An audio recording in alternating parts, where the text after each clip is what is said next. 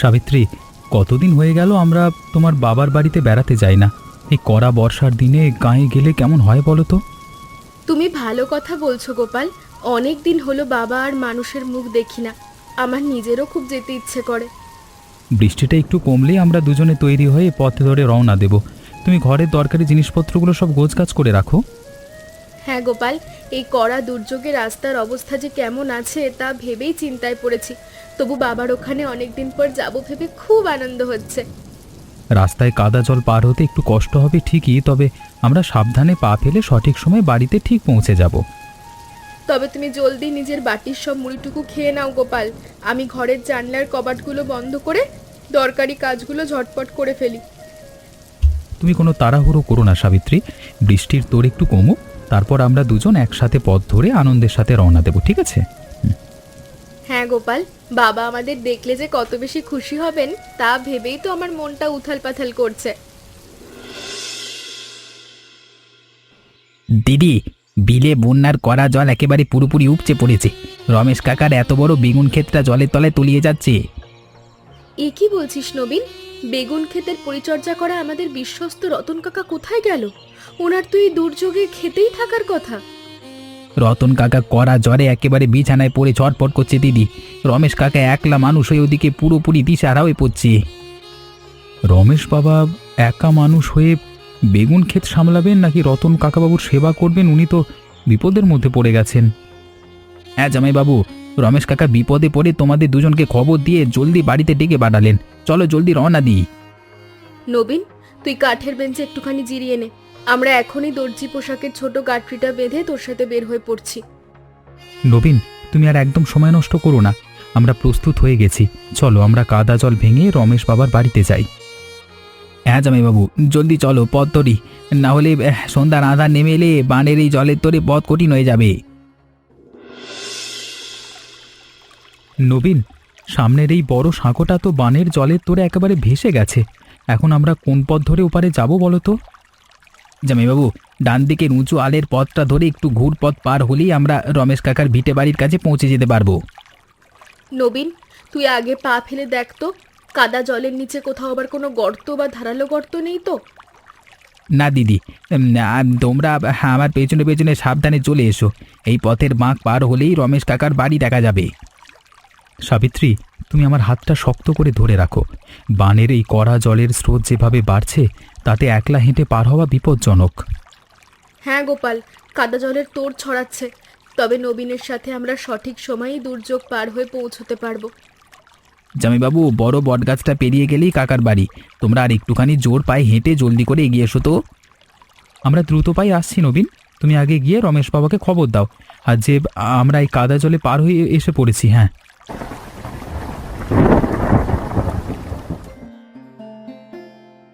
তোরা এই চরম করা দুর্যোগ আর হাঁটু জল ভেঙে অবশেষে বাড়িতে পৌঁছালি মা। তোদের দেখে আমার বুকের ভেতরের চিন্তা কিছুটা কমলো। বাবা, আপনি একদম বিচলিত হবেন না। আপনি সাবিত্রীকে সাথে নিয়ে রতন কাকাবাবুর ঘরে যান আর ওনার কড়া জ্বরের ভালো তদারকি করুন। কিন্তু বাবা গোপাল, বিলে বানের জল যেভাবে হু হু করে বাড়ছে তাতে ক্ষেতের সেই সোনার মতো ফলানো এত বড় বেগুন ক্ষেতটা যে পুরো ভেসে যাবে। আপনি ক্ষেতের চিন্তা একেবারে ছেড়ে দিন বাবা। আমি আর নবীন মিলে এখনই বিলে গিয়ে এই বেগুন ক্ষেত সামলানোর সব ভালো ব্যবস্থা করছি। এই দুর্যোগের সময় তোরা এসে আমার মাথায় ভরসা দিলি বাবা। তোদের এই বড় উপকারের কথা আমি জীবনভর কোনোদিন ভুলবো না। বাবা, তুমি নিজের মনকে আর কষ্ট দিও না। আমি রতন কাকার মাথায় জলপট্টি দিয়ে ওনার সেবার সব ব্যবস্থা করছি। নবীন, তুমি আর এক মুহূর্ত দাঁড়িয়ে থেকো না। কোদাল আর ঝুড়িটা চটপট তুলে নিয়ে আমার সাথে বিলের দিকে দৌড় দাও। তোরা সাবধানে বিলে যাস বাবা। চারিদিকের আইলগুলো বানের ঘোলা জলে পিচ্ছিল হয়ে আছে, পা যেন একদম পিছলে না যায়। জামাইবাবু দেখো, আলগুলো কেটে দিতেই জমি থাকার জল, এই বানের জল কেমন তত্তর তত্তর করে ক্ষেত চারি নিচের দিকে চলে যাচ্ছে। হ্যাঁ নবীন, জল নেমে যাওয়া ভালো লক্ষণ, কিন্তু ভালো করে চেয়ে দেখো, কাদা জলে ডুবে থেকে বেগুন গাছগুলোর গোড়া একেবারে পচতে শুরু করেছে। সত্যি তো জামাইবাবু, গাছের পাতাগুলো রং ফ্যাকাশে হয়ে গেছে, শিকড়ে যেন কেমন পচন ধরে সব নরম হয়ে আসছে। কাদা জলের তীব্র পচন রোগ এভাবে ছড়িয়ে পড়লে কড়া খাটুনিতে ফলানো রমেশ বাবার সবকটা গাছই কিন্তু একেবারে পুরোপুরি নষ্ট হয়ে যাবে। এখন এই বিপদের দিনে আমরা কি করতে পারি বলো তো জামাইবাবু? কোনো সঠিক চিকিৎসা না করলে তো গাছগুলো বাঁচানো যাবে না।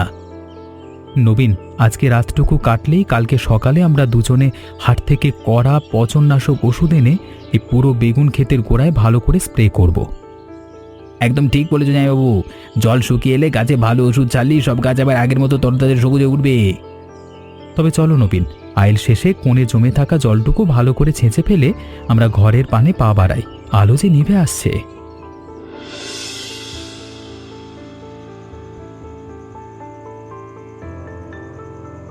বাবা, ক্ষেতের থই থই বানের জল আমরা ছেঁচে ফেলেছি ঠিকই, কিন্তু গাছের গোড়ায় পছন্দ ধরে কড়া বিপদ দেখা দিয়েছে। হ্যাঁ কাকা, আগামীকাল সকাল হতেই হাট থেকে গাছে ছিটানোর পচনাশক ভালো ওষুধ এনে গাছে না দিলে নষ্ট নষ্ট সব নষ্ট। তোরা সব নতুন ব্যবস্থা তোর জোর কর বাবা। ওষুধ কিনতে যা টাকা পয়সা লাগবে তা আমি এখনই তোদের হাতে দিচ্ছি। আপনি দুশ্চিন্তা করবেন না বাবা, সারা বছর ধরে এত কষ্ট করে ফলানো এই বেগুন গাছ আমরা নষ্ট হতে দেব না। এই দুর্যোগের মাঝে তোরা দুজনে নিজের কাঁধে ক্ষেতের এত বড় দায়িত্ব না নিলে আমার সব স্বপ্ন বিলে ভেসে যেত বাবা। কাকা তুমি আর একদম মন খারাপ করো না, জামাইবাবু আর আমি ভোরবেলাতেই হাটে গিয়ে কড়া ওষুধ কিনে আনবো।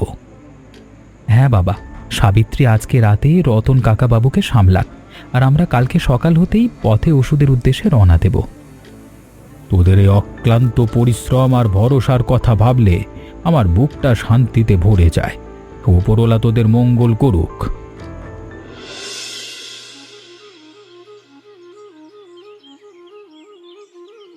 ওরে বাবা গোপাল, তোরা সকালে উঠে ক্ষেতের এত বড় পছনের কাজ একা হাতে সামলাচ্ছিস? আমার তো ঘরে শুয়ে মন মানছিল না। রতন কাকাবাবু, আপনার গায়ে তো এখনো কড়া জ্বর রয়েছে, আপনি এই কাদা জলের কাছে এসে অমন কষ্ট করছেন কেন বলুন তো? রতন কাকা, তোমার তো এখন ঘর থেকে বিশ্রাম নেওয়া উচিত গো। ঘরে থেকে আমরা দুজনে মিলে ক্ষেতের সব ব্যবস্থা ঠিক করে ফেলবো। তোরা তো নতুন ছেলে বাবা, তোদের কাজের অভিজ্ঞতার অভাব রয়েছে। আমি মানে কাদা গাছের এবার ভালো একটা কড়া ওষুধের নাম লিখে দিচ্ছি। আপনি ভালো কথা বলেছেন রতন কাকাবাবু, আপনার তো এই গাছের কাজে বছরের পর বছর জমে থাকা অভিজ্ঞতা রয়েছে। এই কাগজের নামটা নিয়ে হাটে যা বাবা, এই কড়া পচননাশক ওষুধ এনে গাছে দিলেই ক্ষেতের সব গাছ একদম নতুন করে সেরে উঠবে। তা রতন কাকা, তুমি কাগজের নামটা জামাইবাবুর হাতে দাও, আমরা চটপট হাটে গিয়ে কাজটার মানে এই কাজের সঠিক ওষুধটা নিয়ে আসি। কাকাবাবু, আপনি এবার ধীরে ধীরে মানে বাড়ির বারান্দায় গিয়ে বসুন, আমরা ওষুধ এনে ক্ষেতের সব গাছে ভালো করে ছিটিয়ে দিচ্ছি। রমেশবাবু, আমার গায়ের কড়া জ্বর এখন একেবারে পুরোপুরি কমে গেছে। আগামীকাল সকাল থেকে আমি আবার বেগুন খেতে কাজে যোগ দেব। কি বলছো তুমি রতন? তোমার শরীর এখনো একেবারে পুরোপুরি চাঙ্গা হয়নি। এই কড়া বানের কাদা জলে নামলে তুমি আবার অসুস্থ হয়ে পড়বে। হ্যাঁ রতন কাকাবাবু, রমেশ বাবা একদম ঠিক কথা বলেছে, আপনার শরীরে এখনো চরম দুর্বলতা রয়েছে, আপনি এখন খাটবেন না। ওরে বাবা গোপাল, সারা জীবন ধরে ক্ষেতের বেগুনের গাছগুলো আমি নিজের হাতে আগলে রেখেছি রে বাপ, ঘরে বসে থাকতে কষ্ট হয় তো। তুমি আর জেদ করো না রতন, ক্ষেতের সমস্ত কাজ এখন গোপাল আর নবীন নিখুঁতভাবে সামলে নিচ্ছে। আপনি আর কয়েকটা দিন আরামে ঘরে থেকে পুরো সুস্থ হয়ে উঠুন কাকাবাবু, তারপর আমরা সবাই মিলে একসাথে জমিতে নামবো।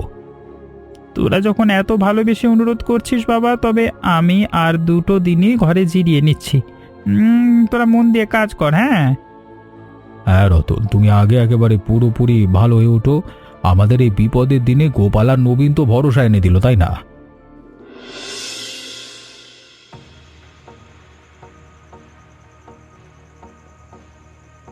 নবীন, জলদি ঘুম থেকে ওঠো, মাঝরাতে বানের জল বেড়ে গিয়ে আমাদের পুরো বেগুন ক্ষেত একেবারে ডুবিয়ে দিয়েছে।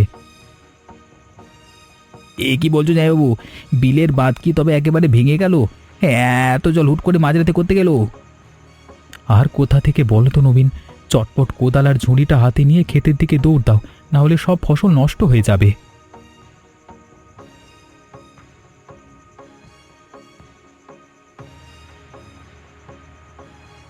ওরে গোপাল, ওরে নবীন, তোরা মাঝরাতেই কড়া অন্ধকার আর বর্ষার জলের তোরে কোদাল নিয়ে কোথায় যাচ্ছিস বাবা?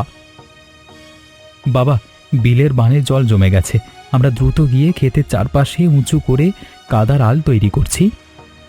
তোরা একা একাই ঘোর অন্ধকারে অত বড় কাজ করতে পারবি না বাবা, থাম তোরা, আমিও তোদের সাথে ক্ষেতের আলি চললাম। রমেশ কাকা, তুমি আর এই কড়া রাতে ভিজে কষ্ট করো না, জামাইবাবু আর আমি মিলে সব ব্যবস্থা ঠিকই করে ফেলবো। না রবিন, এত বড় বিপদের দিনে তোদের একলা ছেড়ে দিয়ে আমি ঘরে চুপচাপ বসে থাকতে পারবো না। তবে আপনি বড় টর্চটা সাবধানে ধরে আমাদের পথ দেখান বাবা, আমরা দুজনে কোদাল চালিয়ে ক্ষেতের আল উঁচু করে দিই।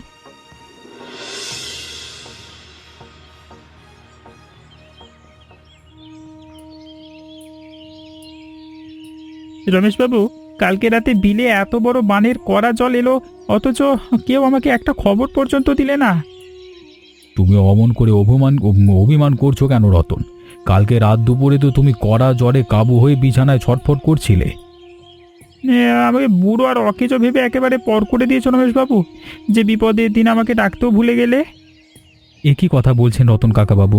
আপনি তো এই রমেশ বাবু আমাদের বাবার সংসারের সব বিপদ আপদের পরম সারা জীবনের বিশ্বস্ত সঙ্গী। হ্যাঁ রতন, কড়া জ্বর নিয়ে তুই ভিজে ভিজে আবার অসুস্থ হয়ে পড়বি বলি তোকে না ডেকে আমরা নিজেরাই গেছিলাম। এত ভালোবাসিস আর এত চিন্তা করিস বলি মনটা অপরাধ বোধে ভুগে ব্যাকুল হয়ে উঠেছিল। আপনি নিজের মন থেকে অভিমান একেবারে ঝেড়ে ফেলুন, আমরা সবাই তো একই পরিবারের মতো মিলেমিশে আছি, তাই না? তুমি আর রাগ করো না, তুই জলদি চাঙ্গা হয়ে ওঠো, তারপর আমরা সবাই মিলে আবার ক্ষেতের কাজ সামলাবো।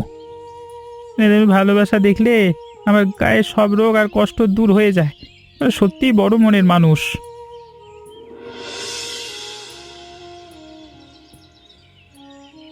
নবীন, দেখো আমাদের এই কড়া পরিশ্রমের ফল কেমন চমৎকার মিষ্টি ফলল, এত বড় আর সুন্দর বেগুন গাছে ঝুলে আছে। হ্যাঁ যাইবো, বানের জল নেমে যেতেই আর ওষুধ সেটাতেই সব পচন কেটে গিয়ে এত চমৎকার সব তাজা ফলন ফিরে এলো।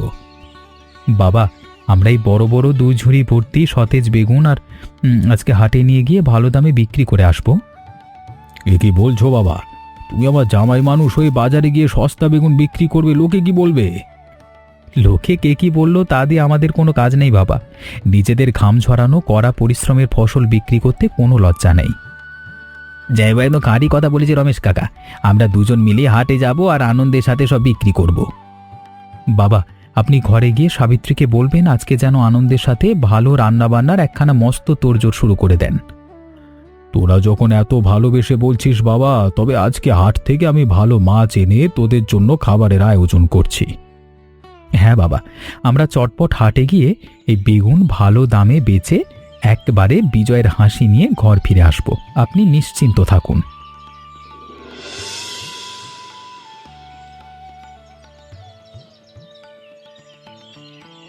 বাবা, হাটে আমাদের এই চকচকে বেগুনগুলো দেখেই চারিদিকের সব মানুষ কাড়াকাড়ি করে মুহূর্তের মধ্যে কিনে ফেললো। হ্যাঁ কাকা, হাটের সবচাইতে সেরা ভালো দামে আমরা আজকে বেগুনের 2 বড় ঝুড়ি পুরো খালি করে বিক্রি করেছি। তোদের এই পরিশ্রমের ভালো তোড়জোড় দেখে আমার নিজের মনটা খুশিতে ভরে উঠেছে গোপাল। বাবা তো তোমাদের আনন্দের খবর পেয়ে হাট থেকে বড় মাছ কিনে এনেছে, আজ তো ভোজের আয়োজন হবে। সাবিত্রী, আমি কিন্তু এই তাজা মাছের সাথে তোমার নিজের হাতের ভাজা কড়া বেগুনের খাস্তা ভাজি চটপট পেট ভরে খাবো।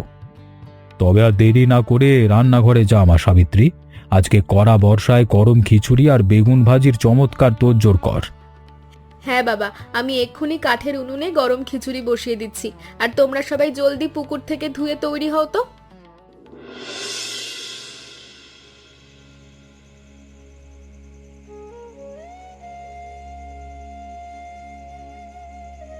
ওরে মা সাবিত্রী, তোর হাতের এই গরম খিচুড়ি আর সতেজ ক্ষেতের বেগুন ভাজি খেয়ে তো আমার গায়ের সব কষ্ট দূর হয়ে গেল। যাইবো, রমেশ কাকারি সোনার বেগুন ক্ষেতের কাজ সামলাতে কিন্তু আমাদের বেশ চমৎকার একটা অভিজ্ঞতা হলো। হ্যাঁ নবীন, আমার তো এই জীবন আর ক্ষেতের কাজ এত বেশি ভালো লেগেছে যে প্রতি কড়া বর্ষায় আমি এখানে ছুটে আসব। তুই পরম আপনজনের মতো আমার এই চরম বিপদের দিনে পাশে না দাঁড়ালে আজকে আমরা একেবারে পুরোপুরি নিঃস্ব হয়ে যেতাম বাবা। বাবা, আপনি অমন করে পর ভেবে ভালো কথা বলবেন না, আমরা তো সবাই একই পরম পরিবারের সদস্য। হ্যাঁ, গোপাল বাবার সততার বড় মনের উদারতার কথা বৃদ্ধ বয়সে শেষ দিন বলে মনে কাঁটা থাকবে বাবা। তোমরা আর কথাবার্তা না বলে এবার তৃপ্তি করে খাও। তৃপ্তি করে পাত ভর্তি এই গরম খিচুড়ি আর কড়া বেগুন ভাজি খেয়ে নাও তো। কাকাবাবু, আমরা তো এবার নিজেদের বাড়ির পানে রওনা দিচ্ছি। আপনি কিন্তু নিজের দুর্বল শরীরের প্রতি খেয়াল রাখবেন। ওরে বাবা গোপাল, তোদের বিদায় দিতে আমার মনটা কেঁদে উঠেছে। তা সাবধানে পথ ধরে হেঁটে যাস বাপ। বাবা, ক্ষেতের সব কাজ তো এখন একেবারে স্বাভাবিক হয়ে গেছে। তবে আমাদের বিদায় দিন, আর কোনো নতুন বিপদ হলেই খবর পাঠাবেন। তোরা এই কদিনে আমার সংসারটাকে ভরসা দিলি বাবা, তোদের এই ভালোবাসা আমি কখনো ভুলবো না। বাবা, তুমি নিজের শরীরের যত্ন নিতে কিন্তু ভুলো না, আর সময় পেলেই আমাদের বাড়িতে বেড়াতে চলে এসো। হ্যাঁ মা সাবিত্রী, বৃষ্টি বাদল একটু পুরোপুরি কমলেই আমি তোদের ঘরে গিয়ে তোদের দুজনকে ভালো করে দেখে আসবো। আর কাকাবাবু, তবে আমরা আসি। আপনারা পরম শান্তিতে ঘরের বারান্দায় গিয়ে বসুন। আপনাদের পথ সুগম হোক।